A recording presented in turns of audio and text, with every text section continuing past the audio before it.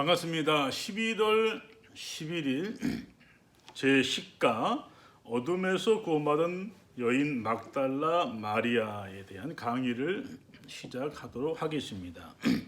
인생에 세 가지 만남이 있다고 합니다. 가장 잘못된 만남은 생선 같은 만남이다, 이렇게 얘기합니다. 이러한 만남은 만날수록 비린내가 묻어나기 때문에 가장 잘못된 만남이다, 이렇게 얘기하죠. 또 가장 조심해야 될 만남은 꽃송이 같은 만남이 있습니다. 피어 있을 때는 환호하지만 시들게 되면 버리고 말기 때문이죠. 가장 시간이 아까운 만남도 있는데 그것은 지우개 같은 만남이다 얘기합니다. 순간적으로 만났다가 순식간에 지워져 버리기 때문입니다. 그런 만남 가운데 가장 아름다운 만남은 어떤 만남일까요?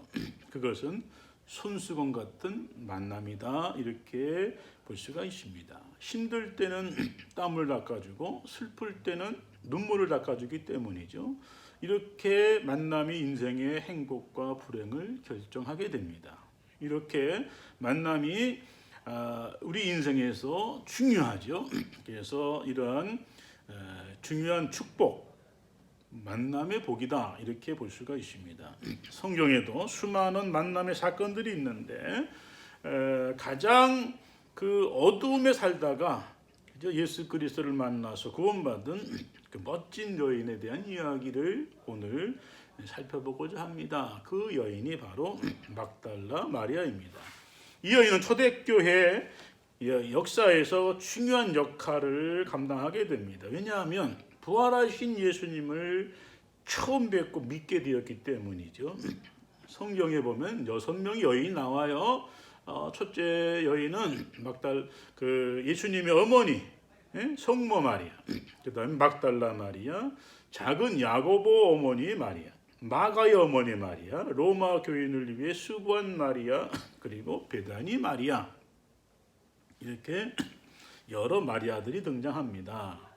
자, 그 중에서 오늘 우리는 막달라 마리아에 대한 이야기를 합니다. 자, 이스라엘에서 여성들의 활동과 그다음에 법적인 기능, 그리고 본질적인 가치에 있어서 그들에게 제한을 둔 것 같이 보이는 몇 가지 법률들이 있어요. 첫째는 이스라엘에서 여인에 대한 제한을 두는 법률. 첫째, 자, 여자들은 일반적으로 남자만 상속받는다. 사유재산을 가질 수 있었다. 자, 딸은 아들이 없을 때 딸이 이제 유산을 받을 수가 있죠. 두 번째, 아내는 남편의 동의 하에 본인이 소원한 소원을 이것을 지킬 수 있었다 하는 거죠. 세 번째는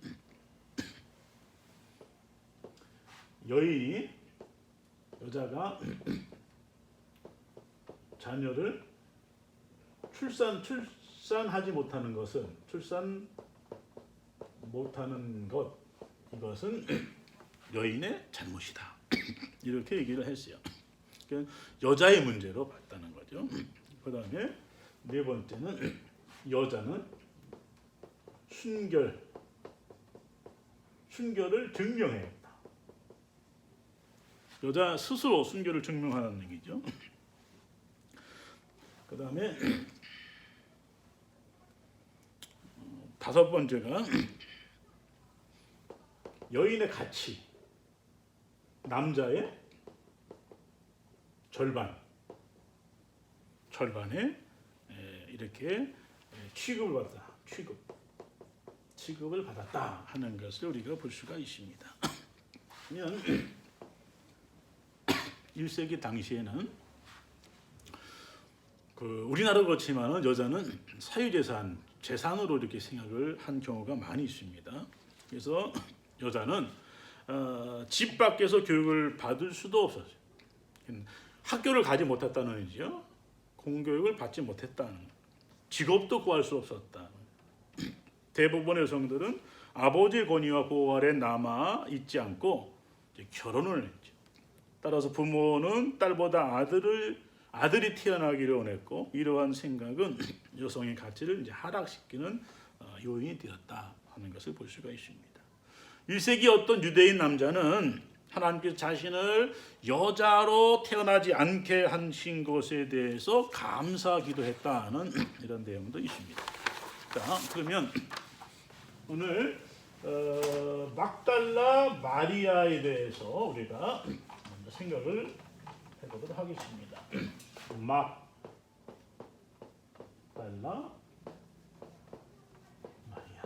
마리아는 막달라 출신이다 하는 거죠. 그래서 마리아가 막달라 출신의 말이었다는 거죠. 그래서 마리아는 갈릴리 바다 북서쪽, 곧 오늘날의 티베리아스로부터 해안을 따라 북서쪽 약 5km 정도에 위치한 키르벳 메즈텔 출신이에요. 그래서 이 막달룬야, 이 뜻이 절인 물고기 탑이란 뜻인데, 이 막달룬야로 불렸던 막달라는 헬라 명칭이 키리케아이고, 이 키리케아의 뜻은 망대 이런 뜻을 가지고 있습니다. 그래서 이 막달라 출신의 이제 마리아. 자, 막달라 마리아는 예수를 따랐던 여인 중에 한 사람이에요. 그리고 7 귀신 들렸다가 예수께로부터 완전히 치료를 받은 여인. 그래서 막달라 마리아는 이렇게 일곱 귀신에 들렸다가 치료받은, 완치된 그런, 그래서 예수님께서 완치시켜 주신 그런 여인이다는 거죠. 여기서 7 귀신이라고 하는 것은 7은 완전수를 상징하는 것뿐만 아니라 바로 이 마리아의 상태가 최악의 상태였다는 것을 묘사하는 겁니다. 그래서 이 여인에게 임한 고통이 얼마나 큰 것인가 하는 것을 우리가 7 귀신 들렸다는 것에서 볼 수가 있는 것이죠.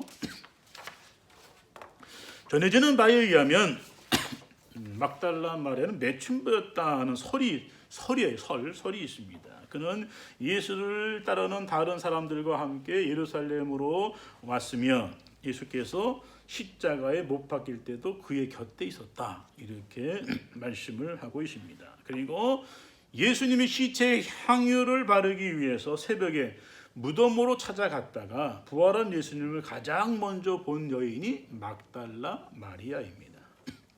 자, 그래서 막달라 마리아는 7 귀신 들렸다가 고침받은, 그죠? 여인이고, 자, 그래서 이제 예수님을 따라다닌,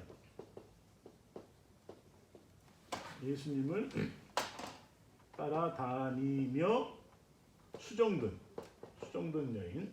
그래서 제자라는 얘기죠. 제자예요. 여제자예요. 그리고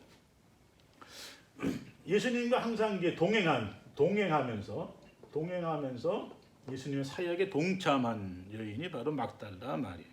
그리고 예수님의 이제 십자가 죽음의 순간에도 있었고, 그다음에 이제 장사 지냈을 때 여기에 이제 몰약을 가지고 가서 예수님의 시체에 바르기 위해서 이제 향유를 준비해서 몰약을 가지고 갔다가 이제 부활하신 예수를 가장 처음 만난 사람이 마리아예요. 그래서 가장 처음 만난 여인이 마리아. 그래서 뭐 매춘부라고 하는 것은 이게 설입니다. 정확한 게 아니에요.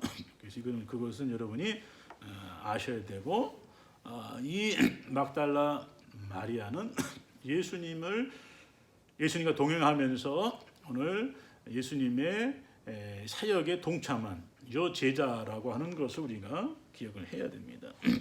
자, 당시 유대인들은 예수님이 마리아와 상종하는 것에 대해서 몹시 언짢게 생각을 했습니다. 어쨌든 마리아는 고뇌와 암흑의 생활에서 구원받아서 주님을 사모하고 사랑했습니다. 많이 용서받은 사람이 많이 사랑하지요. 만일 주님이 아니었다면 이 막달라 마리아는 7 귀신 들려서 그 귀신 들린 미쳐가지고 그렇게 비참한 생활을 할 수밖에 없었던 여인이었다는 것을 우리가 기억을 해야 됩니다.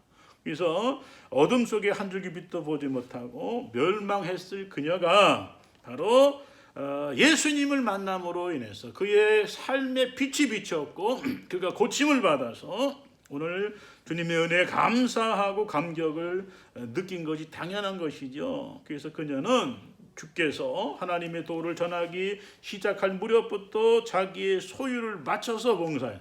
그래서 여기 동행하면서 수정을 봉사했다는.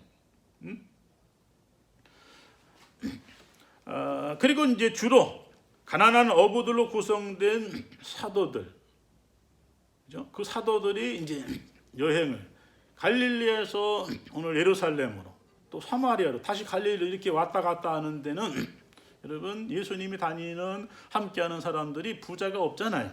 그러면은 누가 그러면 돈을 대고 경비를 충당했을까? 오늘 예수님이 함께했던 여인들이 경비를 충당하고 그렇죠? 봉사하고 헌신하고 희생했던 것을 우리는 기억을 해야 돼요. 그런 여인 중에 한 분이 바로 막달라 마리아고 다른 분은 헤롯의 청지 구사의 아내인 요한나라고 하는 귀부인도 있었습니다. 또 12사도의 어머니들이 이 일에 동참을 했지요. 갈릴리 호반의 한 시골에서 자란 마리아는 명문 출신이 아닙니다. 그럼에도 불구하고 언제나 부녀자들의 이름이 등장할 때 가장 첫머리에 등장하는 것은 주목할 만한 일이죠. 자, 그만큼 주님을 믿고 깊이 믿고 섬겼던 바로 여제자가 바로 마리아다라고 하는 겁니다. 그리고 이 마리아는 끝까지 충실한 제자였다는 거죠. 그래서 마리아가 큰 은총을 입고 예수의 사역에 적극적으로 동참하지요. 예수를 따르던 여인 중에 가장 핵심적인 역할을 감당한 분이 바로 막달라 마리아입니다. 마리아가 예수님의 순환사에서 독보적인 증인이 된 점을 우리가 충분히 짐작하게 되죠. 그래서 막달라 마리아는 예수님이 십자가에서 운명하실 때 바로 그 십자가 밑에 그 자리에 있었고요. 또 예수님이 시신이 매장되는 현장도 바로 거기에 있었습니다. 그리고 안식구 첫날, 그 주일날, 오늘날로 주일날이죠. 주일날 새벽에 무덤에 찾아갔고 또 예수의 부활을 가장 먼저 목격한 분이 바로 막달라 마리아예요. 그래서 끝까지 주님의 고난에 죽음에 동참한 끝까지 그 자를 지켰던 분이 바로 막달라 마리아입니다. 자, 그래서 막달라 마리아는 여러 여인들과 함께 십자가 곁을 지켰다는 거죠. 마리아는 주님의 십자가에 매달렸을 때 다른 부녀들과 함께 먼 발치에서 지켜봤습니다. 주님이 점점 괴로워하시자 자기도 모르는 사이에 발길을 옮겨서 아마 십자가 밑에 다가갔을 겁니다. 이때 주님의 어머니 마리아와 막달라 마리아가 뜨거운 눈물로 얼굴을 적셨을 것이라고 하는 것 우리가 상상할 수 있는 것이죠. 주님의 어머니 마리아는 요한이 모시고 갔지만 막달라 마리아는 아직 그곳에 남아 있었고 또 예수님이 십자가에 내려졌을 때 시신을 아리마대 요셉이 이제 무덤에 장사 지냈죠. 그자 오늘 마리아가 그 뒤를 따라서 무덤가에 향해서 앉아 있었어요. 그녀는 주님의 시체 곁에서 떠나지 못했다는 겁니다. 예수께서 십자가형에 당하고 계실 때에 모친과 여자들이 있었다는 것을 우리가 주목을 해야 됩니다. 그래서 성모 마리아, 막달라 마리아, 그 다음에 글로바의 아내 마리아, 뭐 이런 분들이 여기에 있었다는 것이죠. 자, 그 마리아가 오늘 안식구 첫날에 자, 예수님이 십자가에 못 박혀 죽으신 금요일 날 십자가 그래서 죽었죠. 죽음. 그래서 장사 지냈죠. 아리마대 요셉의 무덤에 장사 지냈죠. 그다음에 토요일. 이거 우리나라 그 현대 토요일이죠. 이거는 이제 안식일이죠. 유대의 안식일. 그다음에 안식구 첫날 주일. 이 새벽에 무덤을 향해서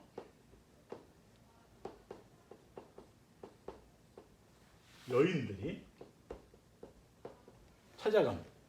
예수님이 이제 돌아가셨으니까 모략 향품을 바르기 위해서 찾아가죠. 자, 예수님 십자가의 죽임을 당하고 장사된 후에도 마리아는 막달라 마리아는 집으로 돌아가지 못하고 예루살렘 묵게 되었습니다. 율법에 따라 안식일을 지켰죠. 왜냐하면 안식일에는 움직이지 못하니까. 그래서 안식일을 지키고 이튿날, 안식구 첫날, 이튿날 이제 날이 밝기를 기다리지 못해 이른 새벽에 아직 사람의 얼굴도 분간할 수 없는 그러한 때 일찌감치 묵고 있던 숙소를 떠나서 무덤을 향해 갑니다. 향품을 예비해서 이른 새벽에 무덤을 향해 갑니다. 그러면서 얘기하죠. 누가 우리를 위해서 이 무덤에 막고 있는 돌을 옮겨줄 것이냐 하고 이제 갑니다. 그랬더니 무덤에 가서 보니까 무덤은 굴문이 열려 있고 텅 비어 있었다는 거죠. 그래서 그녀는 다른 박질내서 오늘 베드로와 요한한테 가서 이 사실을 알렸어요.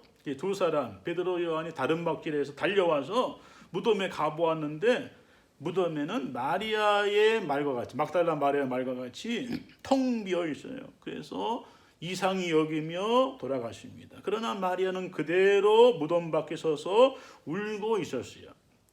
이윽고 몸을 굽히려 무덤 속을 들여다보니까 흰옷 입은 두 사람이 천사들이죠.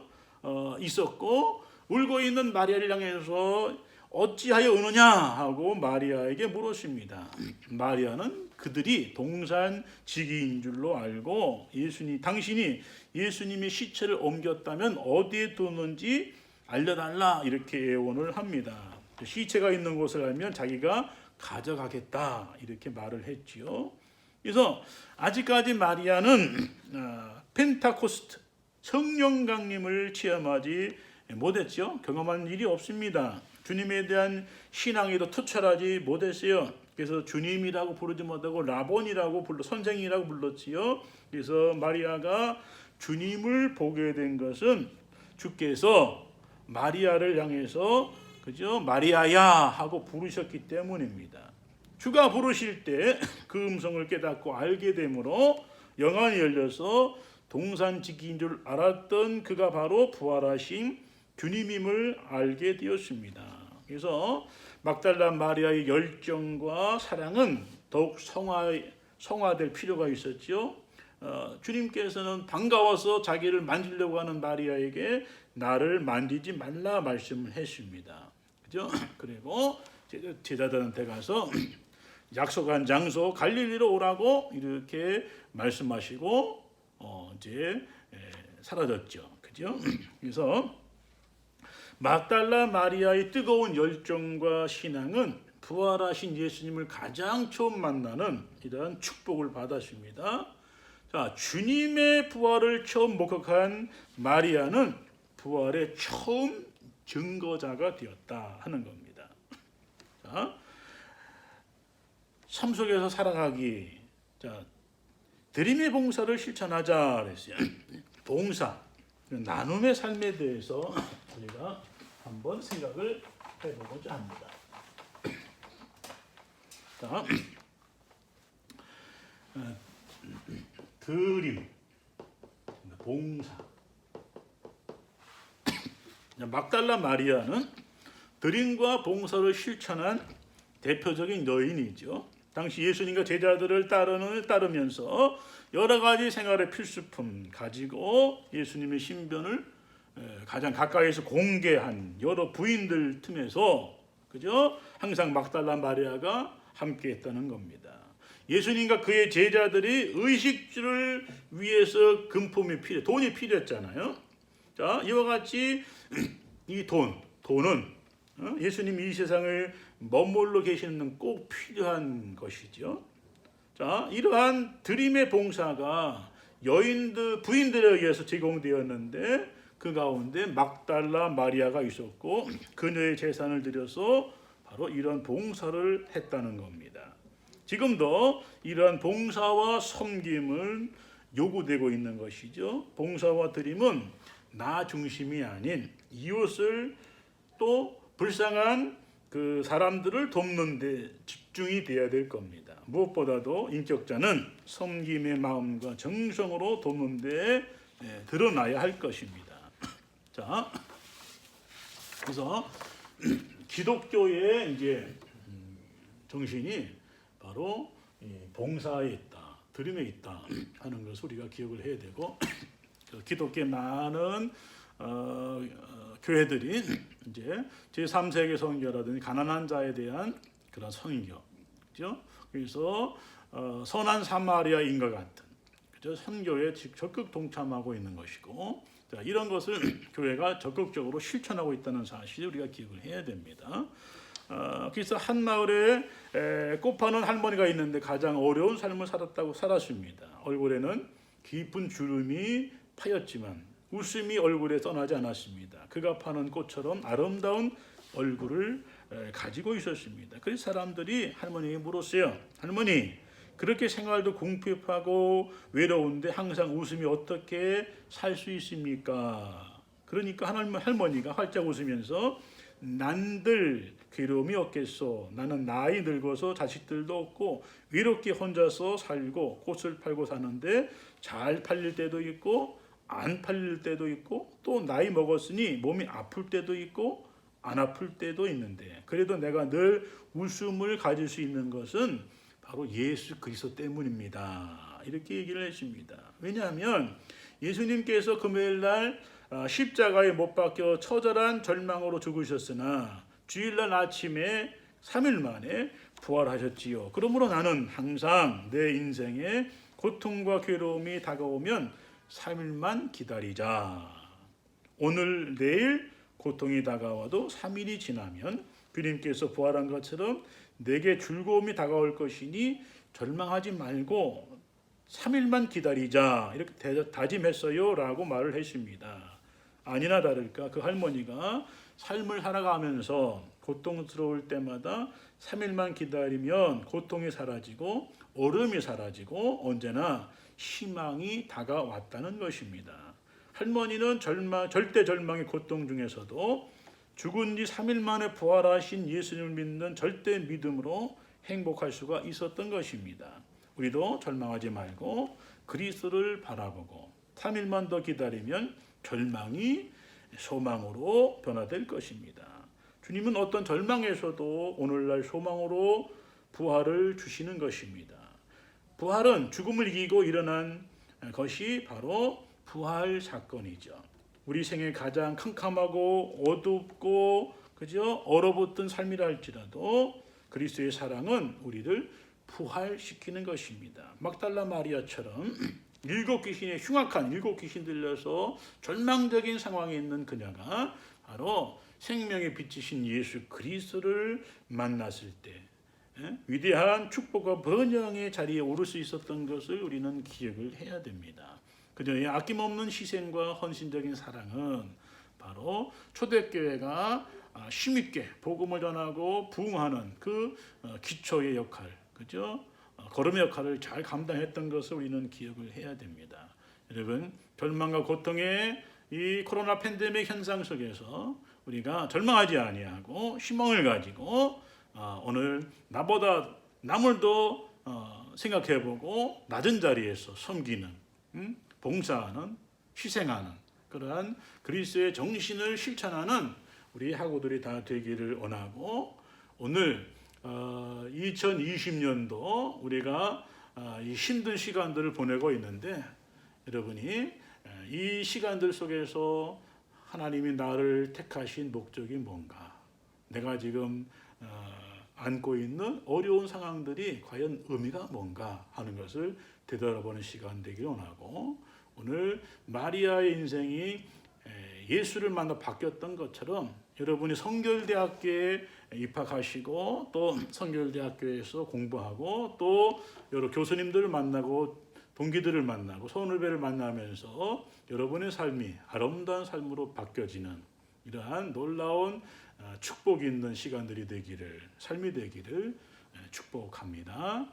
다음 시간 이 18일 날 강의 시간까지 여러분 건강하게 잘 보내시길 바라고, 여러분이 코로나 잘 예방하시고 건강을 지키시길 바랍니다. 감사합니다. 다음 주에 뵙겠습니다.